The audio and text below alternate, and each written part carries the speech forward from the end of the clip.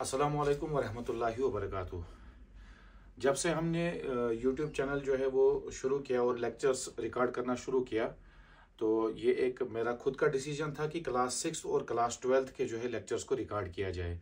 क्योंकि बच्चे जो है वो क्लास 5 से क्लास 6 में जब एंटर होते हैं तो मैथ्स जो है वो थोड़ा बहुत उसका जो बैकग्राउंड है वो बदल जाता है और एक कॉम्प्लेक्स की दुनिया में जो है वो बच्चे आ जाते हैं, तो बहुत सारी मुश्किलात आती हैं। तो क्लास 6 जो है मैंने प्रेफर किया कि हम क्लास 6 से जो है लेक्चर्स रिकॉर्ड करना शुरू कर दें।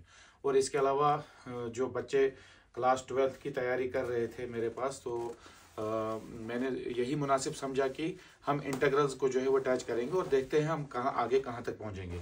क्योंकि कुछ दिनों से जो है क्लास 7 के बहुत सारे बच्चे जो है वो डिमांड कर रहे थे कि लेक्चर्स जो हैं वो क्लास 7 के रिलेटेड भी आ जाएं। तो मैं इंशाल्लाह आपसे ये ज़रूर कहना चाहता हूँ कि आने वाले वक्त में जो है क्लास 6, 7, 8, 9, 10, 11 और 12 के जो है मैथ्स के लेक्चर्स जो है वो सारे इंशाल्लाह रिकॉर्ड होंगे और वो अपलोड होंगे। और इसके अलावा हम जो है वो साइंस के रिलेटेड भी जो है लेक्चर्स रिकॉर्ड करेंगे और आपके सामने लाएंगे। क्योंकि आज हमारा क्लास 7 का लेक्चर फर्स्ट है और हमने चूज किया है टॉपिक और चैप्टर दैट इज इंटीजर्स। तो इंटीजर्स जो है हमने समझना है कि इंटीजर्स क्या है और इसमें जो प्रॉपर्टीज आती हैं एडिशन और सब्ट्रैक्शन की, मल्टीप्लिकेशन की, डिवीजन की, तो वो हमने जो है इस लेक्चर में सीखना है। तो टुडे जो है हम सबसे पहले जो है इम्पोर्टेंट एक टॉपिक लेंगे दैट इज इंटीजर्स। तो इंटीजर्स किसे कहा जाता है? तो अगर एक डेफिनेशन के लिहाज से हम लिखें तो this is the set of whole numbers, this is the set of whole numbers including negative numbers, including negative numbers.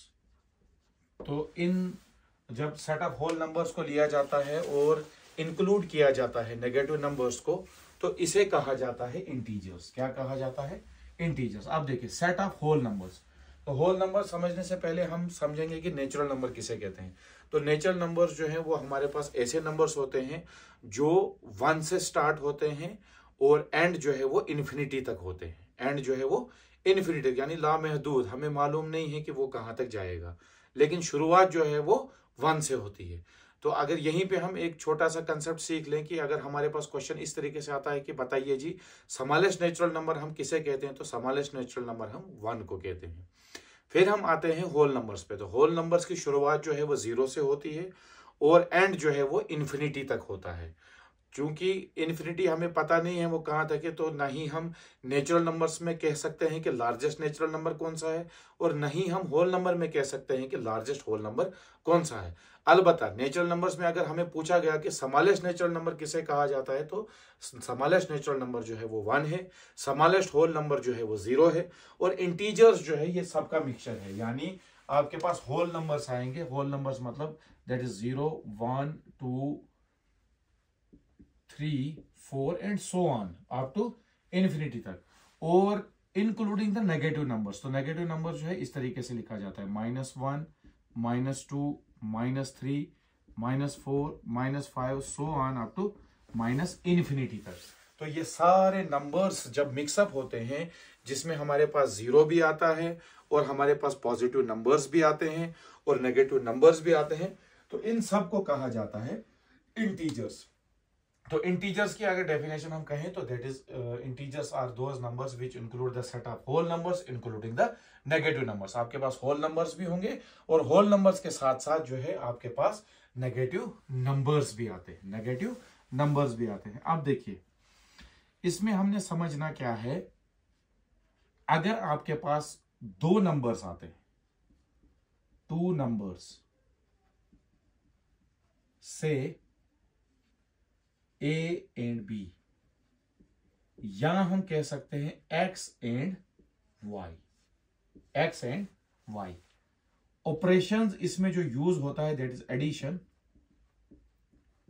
Then is subtraction, then is multiplication and last is division. तो ये आपके पास operations जो use होते हैं, जितने भी numbers हम integers में यूज करेंगे उन पे जो है इन सब का इफेक्ट रहता है, एडिशन का भी, सब्ट्रैक्शन का भी, मल्टीप्लीकेशन का भी, डिवीजन का भी, और फिर जो है हम क्वेश्चन को सॉल्व कर सकते हैं। इन सारे क्वेश्चंस को सॉल्व करने से पहले हमने कुछ प्रॉपर्टीज का समझना बहुत जरूरी है, प्रॉपर्टीज का समझना बहुत जरूरी है, जिसमें सबसे पहली इंपॉर्टेंट प्रॉपर्टी जो है वो आती है closure property, that is closure property. और शुरुआत जो है वो हम किससे करेंगे? शुरुआत जो है वो हम एडिशन से करेंगे। यानी अगर हमारे पास सिर्फ एडिशन का साइन दिया होगा, तो एडिशन का साइन जब हमारे पास क्वेश्चन में होगा तो उसमें सबसे पहली प्रॉपर्टी जो है वो कौन सी यूज होगी? क्लोजर प्रॉपर्टी यूज होगी। क्लोजर प्रॉपर्टी का मतलब ये हुआ कि जब हमारे पास नंबर्स आएंगे, या तो 2 डिजिट नंबर होंगे, यानी 2 डिजिट हमारे पास होंगे, दैट इज से हमारे पास एक 2 है और दूसरा 3 है, तो हमने उनको आपस में ऐड किया, तो 2 + 3 जो है वो हमें 5 मिला। या हम जो है वो सीरीज ऑफ नंबर्स लेंगे, जैसे 2 + 3 + 4 + 5 + 6 + 7 + 8 + 9, यानी बहुत सारी किस्म की फॉर्म्स होंगी और उनके बीच में जो है वो एडिशन का साइन होगा। तो क्लोजर प्रॉपर्टी एडिशन के केस में क्या कहती है कि जब आप नंबर्स को आपस में ऐड करोगे, जो आपको नंबर मिलेगा, जो आपको नंबर मिलेगा, तो वो जो है वो भी इंटीजर ही होगा, वो भी इंटीजर ही होगा। वो जो है और कोई नंबर हमें दूसरा नहीं मिलेगा, बल्कि वो इंटीजर ही होगा। जैसे फॉर एग्जांपल हमने कहा 3 + 4, 3 + 4 is 7, it is an integer. 6 + 9 is 15, तो ये आपके पास इंटीजर आया। ठीक इसी तरीके से 5 + 4 + 3 + 2 + 1, तो ये कितना आएगा? 5 + 4 इज 9, 9 + 3 इज 12, 12 + 2 इज 14, 14 + 1 इज 15। तो ये आपके पास जो है ये फिर जाके मिलके आपको क्या आ गया? इंटीजर आ गया, and it comes under the closure property. और क्लोजर प्रॉपर्टी ऑफ एडिशन का कंसेप्ट क्या है कि जब भी आप दो नंबर्स को ऐड करोगे या दो से ज्यादा नंबर्स आपस में ऐड होंगे, तो जो आपके पास आंसर आएगा वो भी जो है वो एक इंटीजर होगा। एडिशन के केस में एक दूसरी इंपॉर्टेंट प्रॉपर्टी आती है, that is commutative property, that is commutative property. तो कोम्यूटेटिव प्रॉपर्टी जो है वो क्या कहती है, ये समझना जरूरी है। अगर आपके पास दो नंबर हैं, one is A and B, और कोम्यूटेटिव प्रॉपर्टी ये कहती है कि अगर आप उसको a + b करोगे तो वो हमेशा b + a के बराबर होगा। यानी इक्वेशन के दूसरी तरफ हम जो है नंबर की पोजीशंस को इंटरचेंज करेंगे, तो a + b जो है वो हमेशा b + a के बराबर आएगा। फॉर एग्जांपल a आपके पास 3 है, 3 + 4, और b आपके पास 4 है। तो जब a आपके पास 3 आया और b आपके पास 4 आया, this is 3 + 4 is equal to, अब यहां पे जब हमने पोजीशन नंबर्स की पोजीशन को चेंज किया, यहां पे a जो है 3 आया, b जो है 4 आया, तो इक्वेशन की उस तरफ b जो है वो क्या होगा? वो होगा 4 प्लस a जो है वो क्या होगा? 3, 3 + 4 that is 7, and 4 + 3 that is 7। यानी इक्वेशंस के दोनों तरफ जब आपने एडिशन किया और दो नंबर्स लिए, दो नंबर्स को ऐड किया और इस तरीके से किया कि इक्वेशन से पहले आपके पास नंबर जो है वो a + b की फॉर्म में था, और वही नंबर इक्वेशन के बाद जो है यानी इक्वल टू के बाद जो है वो b + a था। यानी हमने नंबर की पोजीशंस को जो है वो इंटरचेंज किया, तो वो आपके पास क्या आया? 3 + 4 = 4 + 3, और दोनों तरफ से आपका आंसर जो है वो 7 आया। दोनों तरफ से आपका आंसर 7 आया। कोम्यूटेटिव प्रॉपर्टी में फॉर एग्जांपल हम इस तरीके से लेंगे, अगर आपके पास a + b, कोम्यूटेटिव प्रॉपर्टी क्या कहता है? a + b जो है वो आपके पास b + a के बराबर है। अगर मैंने लिया 5 + 4, तो 5 + 4 जो है वो किसके बराबर होगा? 4 + 5 के बराबर होगा। यानी a जो है अगर यहाँ पे 5 है, b यहाँ पे 4 है, तो इक्वेशन की उस तरफ b जो है आपका 4 होगा और a जो है आपके पास 5 होगा। 5 + 4 = 9, और 4 + 5 = 9। तो यानी इक्वेशन के दोनों तरफ से जो है वो 9 किसके बराबर आया? 9 के बराबर आया। तो आपके पास जो है दो इंपॉर्टेंट प्रॉपर्टीज एडिशन में आई। सबसे पहली प्रॉपर्टी जो है that is closure property. Closure property ये कहती है कि जब आप नंबर्स को आपस में ऐड करोगे या बहुत सारे नंबर की सीरीज को ऐड करोगे, एडिशन के बाद जो आपके पास आंसर आएगा वो भी एक इंटीजर ही होगा। कम्यूटेटिव प्रॉपर्टी ये कहता है कि अगर आपके पास दो नंबर से से one is A and another is B, और अगर आप कम्यूटेटिव प्रॉपर्टी का बेस लोगे तो that is A plus B, जब आप करोगे तो इक्वल टू होता है बी प्लस ए के बराबर, बी प्लस ए के बराबर। इसके बाद एडिशन के अंदर,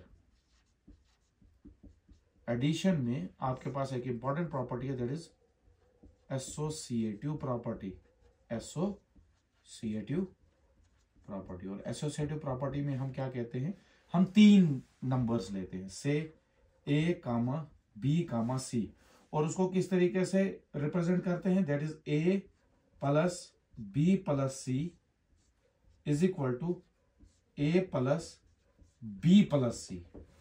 यानी हमने क्या किया, हमने एसोसिएटिव प्रॉपर्टी के अंदर जो है वो तीन नंबर्स लिए और तीन नंबर्स के बीच में जो है वो एडिशन का साइन रखा, A plus B plus C is equal to A plus B plus C. फर्क कहां पे है, फर्क ये है कि इक्वेशन से पहले बी प्लस सी को कामा में रखा, इसमें ब्रेसेस में रखा, और इक्वेशन के उस तरफ ए प्लस बी जो हमने लिखा, जो हमने नंबर्स लिखे, ए प्लस बी को यहां पे ब्रेसेस में लिखा। से अगर आपके पास ए जो है वो 2 है, बी जो है वो 3 है और सी जो है वो 4 है, तो क्या होगा, A plus B plus C that is equal to A plus B plus C. ठीक, this is the associative property of addition. A की जगह है वो 2 आएगा, बी की जगह जो है वो 3 आएगा, सी की जगह जो है वो 4 आएगा। ए की जगह आपके पास हूबहू फिर दोबारा से 2 आएगा, प्लस बी की जगह 3 आएगा, प्लस सी की जगह 4 आएगा।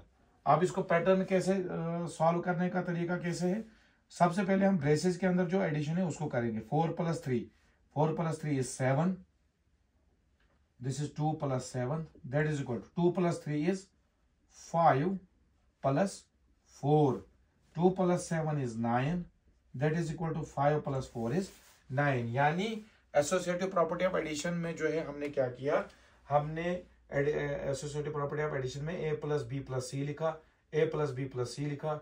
जो आपका लेफ्ट हैंड साइड है इसमें बी प्लस सी को ब्रेसेस के अंदर रखा, और इस तरफ राइट हैंड साइड में ए प्लस बी को जो है वो ब्रेसेस के अंदर रखा। और जब हमने इसमें ए को डिनोट किया 2 के साथ, बी को 3 के साथ और सी को 4 के साथ, और हमने इसमें वैल्यूज को अप्लाई किया, तो ब्रेसेस को हमने पहले सॉल्व करने की कोशिश की लेफ्ट हैंड साइड में, और यहाँ पे राइट हैंड साइड में ब्रेसेस को सॉल्व करने की कोशिश की। तो आपके दोनों तरफ से यानी आपका लेफ्ट हैंड साइड और राइट हैंड साइड दोनों बराबर आते हैं, और ये हमें ये बताता है कि जब आप एडिशन करते हो तो एडिशन में जो है वो एसोसिएटिव प्रॉपर्टी एप्लीकेबल है। जिस तरीके से हमारे पास हमने सबसे पहली प्रॉपर्टी पढ़ी क्लोजर प्रॉपर्टी, जिसमें हमने ये सीखा कि जब हमारे पास नंबर्स जो हैं वो आपस में ऐड होते हैं, या नंबर की बहुत लंबी सीरीज जो है वो आपस में ऐड होती है, तो जब उसका आंसर आता है वो भी एक इंटीजर होता है। उसके बाद हमने कम्यूटेटिव प्रॉपर्टी सीखा। कम्यूटेटिव प्रॉपर्टी में जो है दो नंबर्स हमने लिए से ए एंड बी, अगर हमने उनको रिप्रेजेंट किया ए और बी के साथ, तो कम्यूटेटिव प्रॉपर्टी ये कहती है कि ए प्लस बी जो है वो हमेशा बी प्लस ए के बराबर होता है। इसी तरीके से एसोसिएटिव प्रॉपर्टी ऑफ एडिशन में जो है हमारे पास तीन नंबर्स आते हैं से ए बी एंड सी, तो ए प्लस बी प्लस सी दोनों तरफ से लिखा जाता है, यानी लेफ्ट हैंड साइड और राइट हैंड साइड।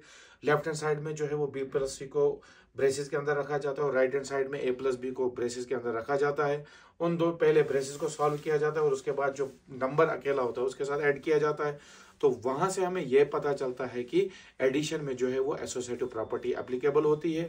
और जब हमारे पास एक्सरसाइज और एग्जांपल्स में क्वेश्चंस आते हैं और हमें वहां पे जो है कहा जाता है कि आप एडिशन करिए जी बाय यूजिंग द प्रॉपर्टी, तो हम ये वाली प्रॉपर्टीज वहां पे एप्लीकेबल अप्लाई करते हैं, जैसे कम्यूटेटिव प्रॉपर्टी है, एसोसिएटिव प्रॉपर्टी है। इसके अलावा आने वाले में जो सबसे इंपॉर्टेंट प्रॉपर्टी है that is distributive property of multiplication में आता है, एडिशन में आता है। तो ये हमने जो है वो आगे जाके सीखना है। तो आज के लेक्चर में जो है हमने सीखा इंटीजर्स, और इंटीजर्स में जो है हमने सीखा कि हम प्रॉपर्टी जो है वो किस तरीके से इस्तेमाल करते हैं, और खासकर सबसे पहले एडिशन के केस में हो। तो एडिशन के केस में आपके पास सबसे पहले इंपॉर्टेंट प्रॉपर्टी आती है closure property, then is commutative property and then is associative property. तो ये आज के लेक्चर के लिए जो है हमारा क्लास 7 के लिए काफ़ी है।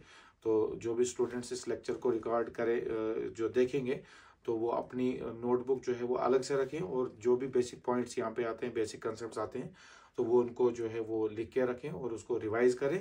तो इंशाल्लाह आने वाले वक्त में जब भी हम लेक्चर्स को आगे जो है आपके सामने लाएंगे तो आपके कंसेप्ट जो है वो क्लियर करने की कोशिश करेंगे। जज़ाकल्लाह। अस्सलामु अलैकुम वरहमतुल्लाहि।